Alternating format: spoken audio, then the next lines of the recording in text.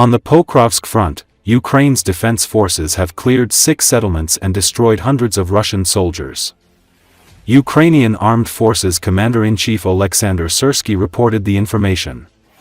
Despite the enemy's numerical advantage, units of the Armed Forces and National Guard of Ukraine are honorably fulfilling the tasks set before them. As a result of successful strike and search operations, 6 settlements have been cleared and hundreds of Russian invaders destroyed, he said. The key task is to effectively respond to changes in enemy tactics while maximally preserving the lives of Ukraine's defenders. I note the effective work in the operational zone of the Donetsk Operational-Tactical Group of newly created corps that have taken over their areas of responsibility and are working with a defined complement of forces, Syrskyi emphasized. He said that the hottest frontline sectors in the east of Ukraine remain the Pokrovsk, Dobrapilya, and Novopavlivka directions. The enemy is also increasing pressure in the northern Donetsk region, particularly in the Lyman direction. I spent the day on a working visit to the units carrying out combat missions in the Donetsk region. The hottest directions remain Pokrovsk, Dobrapilya, and Novopavlivka.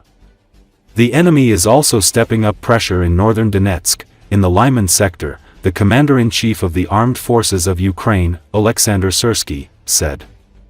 According to Syrskyi, Ukraine's defense forces are engaged in heavy defensive battles against outnumbering Russian forces, holding back their assaults and, in some areas, conducting active counter-operations. I had productive discussions with brigade and corps commanders to obtain as detailed and objective information as possible about the battlefield situation and command structures. Based on these reports, I made the necessary decisions to strengthen defensive resilience, the Commander-in-Chief of the Armed Forces of Ukraine added. Syrskyi also emphasized that the armed forces of Ukraine remain capable of carrying out their assigned tasks. We are defending and liberating Ukrainian territory. Units in the Donetsk region receive comprehensive support and reinforcements to achieve this, concluded the Commander-in-Chief of the AFU.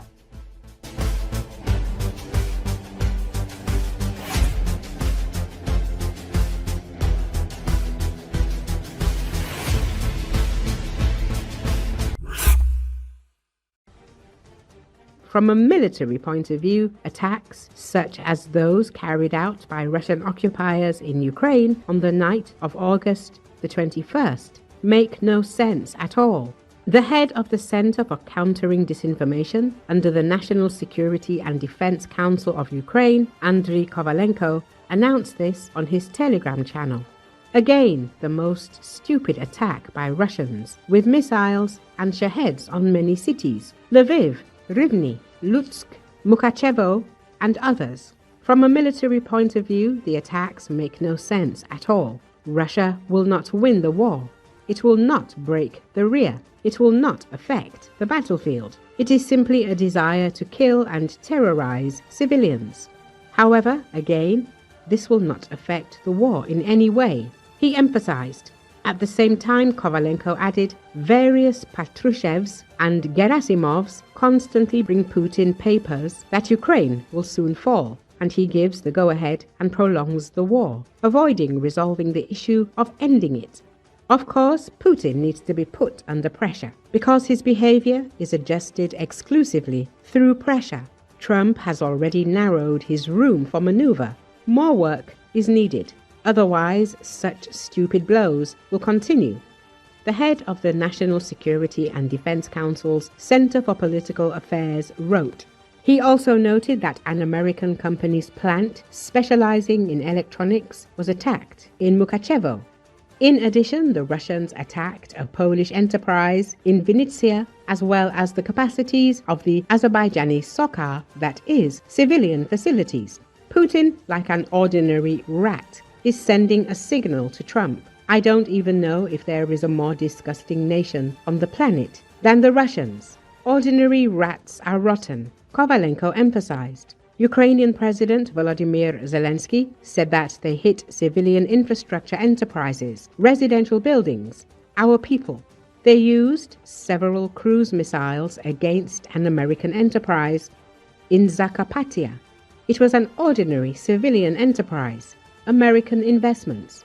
They produced such ordinary household items as coffee machines, and this is also a target for the Russians. Very indicative, he noted. The head of state added that the fire at the enterprise is currently being extinguished. It is known that 15 people were injured in this attack. All of them were given the necessary assistance.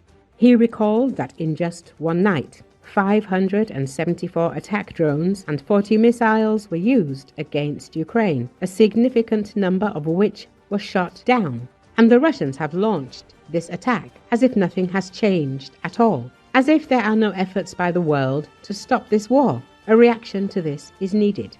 There has not yet been a single signal from Moscow that they are really going to engage in meaningful negotiations and end this war. Pressure is needed, strong sanctions, strong tariffs. Thank you to everyone who is helping, the president emphasized. As reported earlier, Pavlo Lakichuk, head of security programs at the Center for Globalistics Strategy 21, expressed the opinion that by massive strikes against the civilian population, in particular the attack that occurred on the night of August the 21st, Russian President Vladimir Putin is trying to force Ukraine to agree to so-called peace agreements, which in essence mean capitulation. According to the expert, the massive attack on Ukraine is yet another attempt to intimidate our country and is rather a manifestation of not strength, but impotence.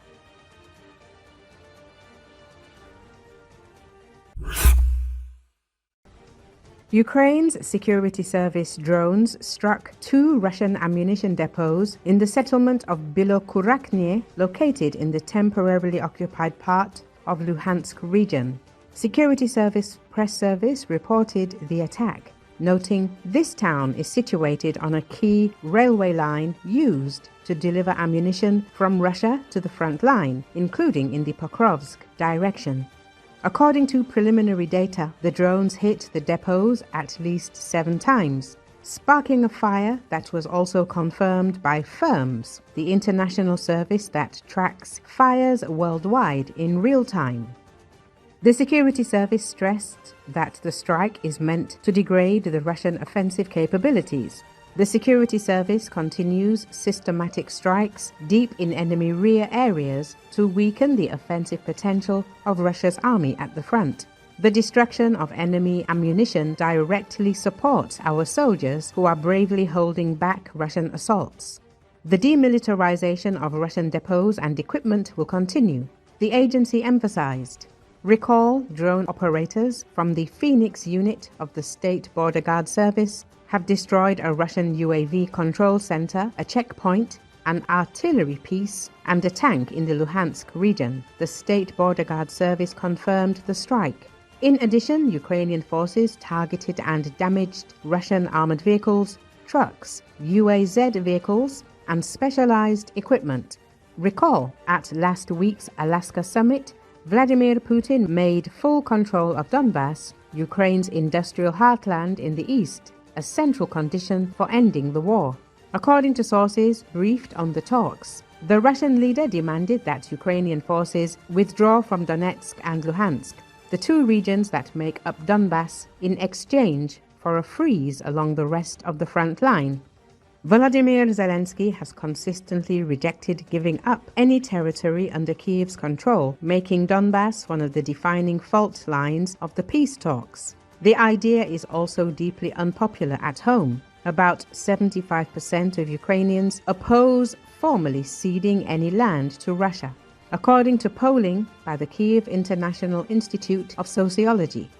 Today, Russia holds about 46,570 square kilometers, or roughly 88% of Donbass, including the entirety of Luhansk and about 3/4 of Donetsk. Ukraine continues to hold several key cities and fortified positions in the Donetsk region, defended at the cost of tens of thousands of lives. More than 250,000 civilians remain in the parts of the region still under Ukrainian control.